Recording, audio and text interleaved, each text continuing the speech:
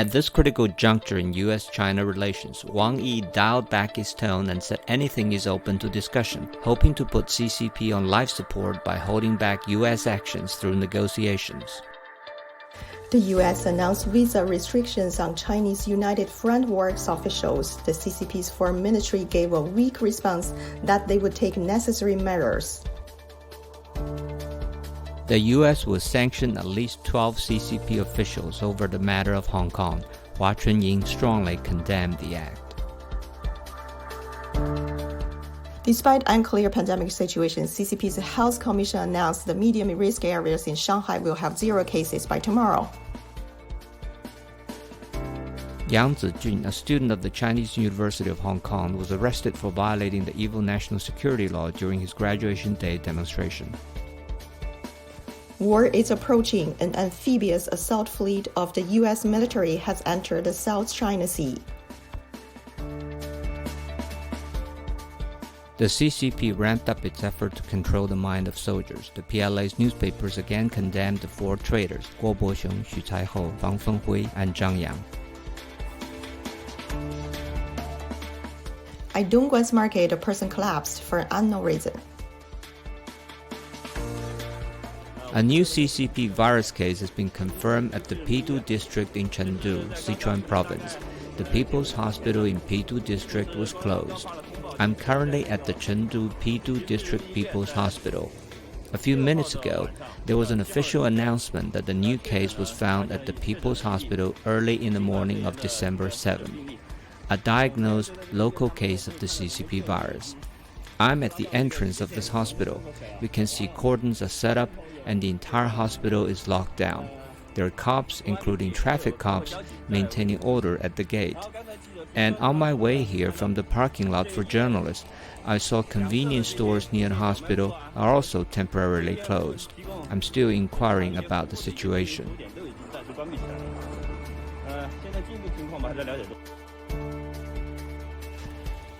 At Kangding, Sichuan, the fee for butchering cows and lambs skyrocketed to 320 renminbi.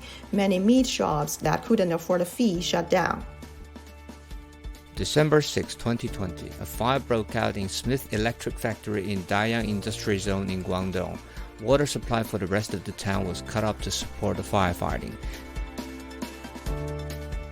A migrant worker was obstructed by security when asking for a salary. He kneeled down and cried out it was unfair. Starting 2020, annual income less than 60,000 yuan will be exempt from personal income tax. The new rules suggest economic downturn. It will, however, benefit working-class people with unstable month-to-month income.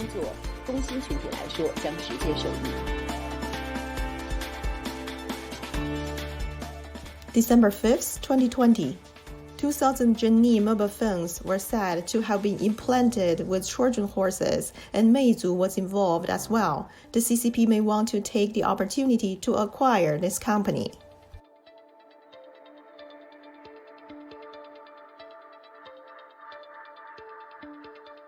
This unknown warrior risked his life to secretly film the Xinjiang concentration camp, which was heavily guarded. The Xinjiang concentration camps are exposed.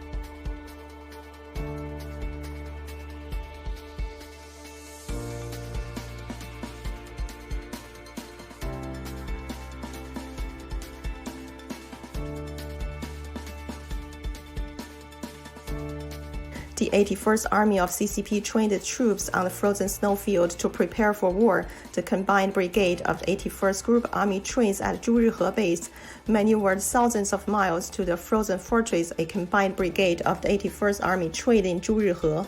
After arriving at a predetermined area, officers and soldiers quickly prepared ammunition and built a command and communication network. The reconnaissance team immediately launched enemy reconnaissance and quickly searched for targets. After receiving a notification of the enemy, the air defense unit quickly adjusted the parameters and fired at enemy attack. After the first round of attacks, the reconnaissance team reported that most of the enemy's targets were destroyed, but there were still some high-altitude concealed targets that had not been eliminated. Ground-to-air missile unit dispatched. After the shooting ended, the position was exposed, and fire detachment quickly moved, and the mine-sweeping vehicles were dispatched to carry out road blasting first.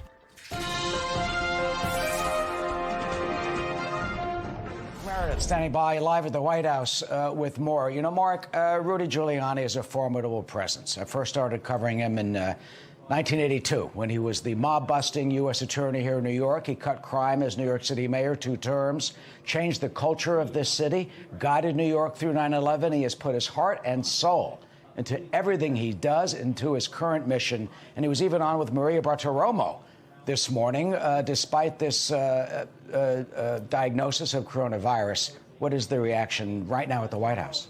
Eric, good afternoon. Well, I'm sure the president also sending his well wishes to Rudy Giuliani, somebody that not only people in New York know, but is known nationwide as a hero after 9/11. And of course, most lately as the president's strongest defender when it comes to the election legal challenges. The president broke the news less than an hour ago on where else but Twitter. This is what the president had to say. He said, quote, Rudy Giuliani, by far the greatest mayor in the history of New York City and who has been working tirelessly exposing the most corrupt election in the history of the U.S., has tested positive for the China virus. Get better soon, Rudy. We will carry on.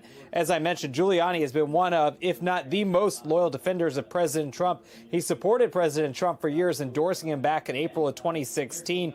He's a mainstay on cable news, as Eric mentioned, also making an appearance on Fox News earlier today. No indication then that he had known he was tested positive. He certainly didn't say anything about this diagnosis. We have not gotten an update on his exact condition, how he's feeling. There's a lot of corruption, and the courts are not exactly the fairest. Let's put it that way. So you think somebody in Washington directed this and directed the big cities in the big swing states to do these tweaks, whether it is the processing of ballots incorrectly or harvesting ballots, et cetera? Who did this? I mean, that would suggest this is organized, developed. Who is in charge? Who directed this then?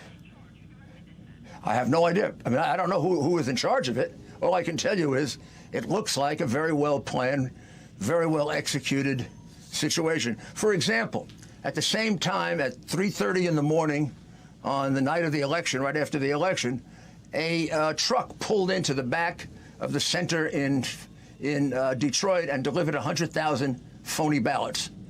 That all got counted for Biden. At the very same time, in Atlanta, they threw the people out of the center. They closed the doors. They went under the counter and brought out about 70 or 80,000 ballots and counted those phony ballots. Some of them counting them 6 and 7 times. All that's on tape. Happened at the same time in 2 different places. We just heard from John Ratcliffe, Director of National Intelligence, and he said it's very easy to figure out what went on with those 4 individuals. Let the FBI bring those 4 individuals in and ask them, what were you doing with the suitcases under the table? Have those people been questioned by the FBI? No. I mean, we'll get an answer right away, right? Not that I know of. Not only that, those people were involved in taking USBs, taking information out of machines. They have a little history. I mean, it's not just that. They're involved in 2 or 3 other acts of voter fraud. And the FBI is nowhere to be found. We know the media doesn't give it a fair shake, and we know that everybody else is partisan. The American public wants to know, is Giuliani correct or isn't he correct? I don't know whether we'll find that out in time for the meeting of the Electoral College votes. Ken Starr. Hi, Maria, and hi, Alan. The prediction of Jimmy Carter and James Baker in 2000 and their commission has come true, and it is a bit of a nightmare. They warned, after taking a very careful study, this bipartisan commission warned that absentee voting, mail-in voting, is a huge potential for fraud. And that's what we've heard from Rudy. So what do we now do about it? I think, to be honest, we're running out of time because the Electoral College meets on December 14th. So it's going to take an extraordinary action by legislatures and so forth. And Rudy is rightly pointing to legislatures because therein lies the ultimate, other than the Supreme Court of the United States, ability to have an effect on the just concluded election.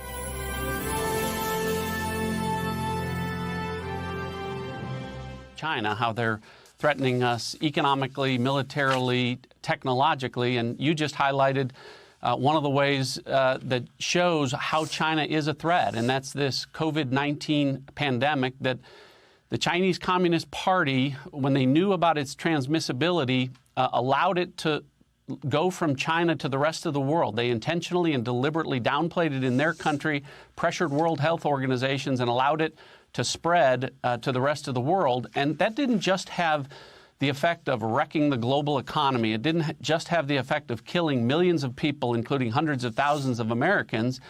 It also had grave political consequences. You know, here in the United States, the pandemic influenced a lot about how people voted, but also how they had to vote. As a result of the pandemic, we saw state legislatures as little as 90 days before the election adopting new voting procedures. Essentially, we had universal mail-in balloting across this country in a way that we hadn't seen before. To that point, almost 73% of the American people this year voted before Election Day, a good percentage of those by mail. That's about an 80% increase over anything we've ever seen before. So it's little wonder that we see what's happening around the country as a result of that, with mail-in balloting and all of the questions and the questions that are being raised in lawsuits and by everyday Americans about what happened in the election. U.S. intelligence shows that China is conducting human testing on members of the People's Liberation Army in hopes of developing soldiers with biologically enhanced capabilities. There are just no ethical boundaries to this. And it's called gene editing. It's altering DNA, and it's one of the things that our intelligence shows that China is doing. They've got the PRC, the People's Republic of China, has 2 million strong in its military, and it's trying to make them stronger through gene editing. And that's just one of the ways that China is trying to essentially dominate the planet and set the rules in the world order. And why it's so important and people need to understand is this is an authoritarian regime. It doesn't care about people's individual rights. We've seen what they've done to the Uyghurs. We've seen what they've done in Hong Kong. It's about putting the state first, and that is the exact opposite of what has always made America great. Individual liberties, freedoms, free enterprise, those things are all at stake if China dominates.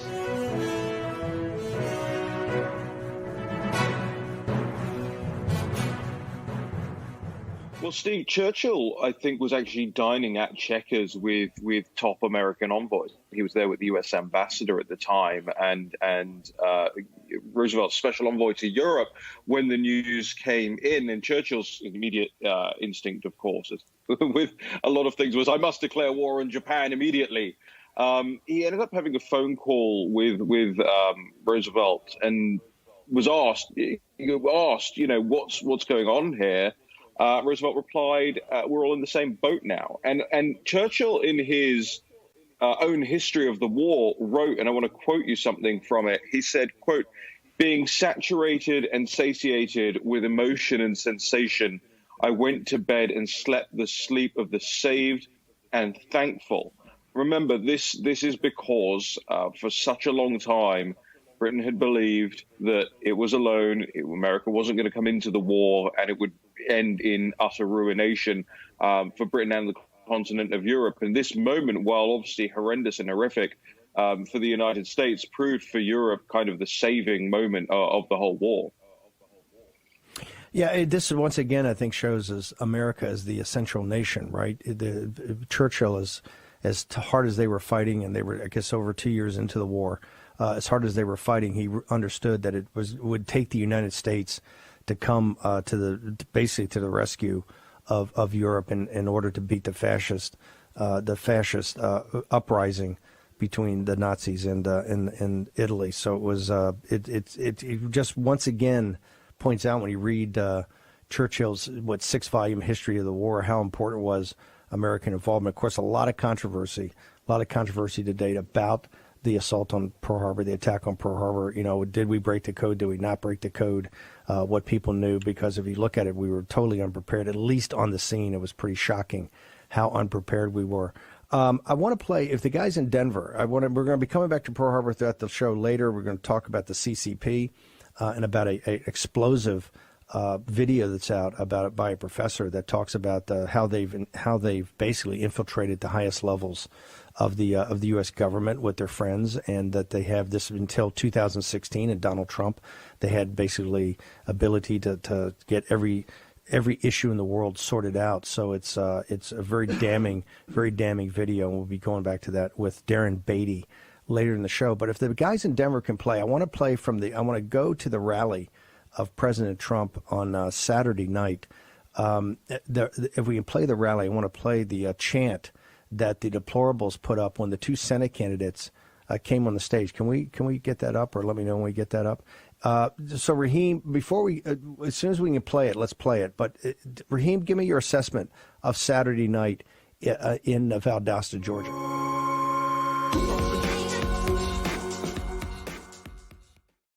My friends, I am anxious. Look at New York, over 10,000 new cases each day.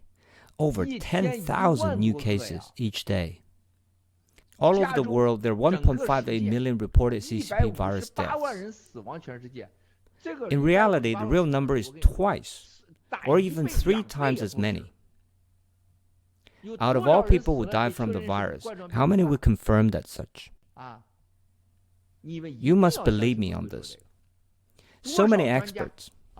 Last week, a super expert, who is also one of our brothers in China. I told him in China close to 2 million have died to this virus. He replied, "Do you really believe your numbers?" I said it should be. Then he said, "Let me tell you, the real number is more than 5 times as many as that. If we exclude mainland China, how many of the people who died from the virus were verified? It's impossible to verify everyone. There's a saying in the field of medicine, when you have an epidemic or a pandemic, the number of infections and deaths you can gather are always lower than the real total number. It's entirely normal to be able to count only 10 to 33% of total cases, because what our medical capabilities can cover are always far behind the number of patients in an outbreak. It's impossible to check everyone and see which virus or disease was the cause of death. There can only be omission.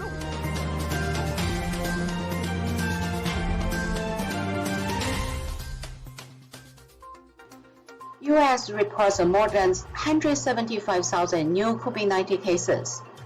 Japan's government is said to dispatch nurses from the country's self-defense forces to respond to a request for medical staff to deal with the rise in critical ill COVID-19 patients.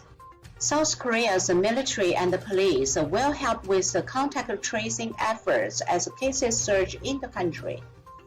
Chinese COVID-19 vaccine arrived in Indonesia. Rudy Giuliani tested positive for coronavirus. Rudy Giuliani tweets, "I'm getting great care and feeling good." Lufthansa will have shelved 29,000 staff by year-end. Melbourne welcomes first international flight in 5 months as COVID-19 curbs ease.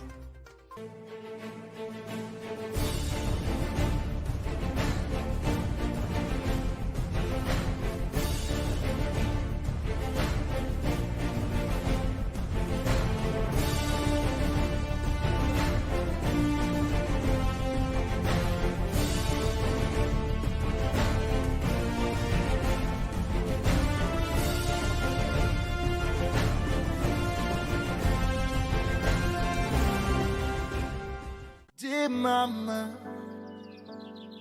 are you okay over there? Your son is crying and missing you, and sees you in his dreams. You sent Jake down to CCP, 'cause 'cause it's God's will. It's God's will. So I'll wait for you, and I'll see you when we end the CCP. Yeah. So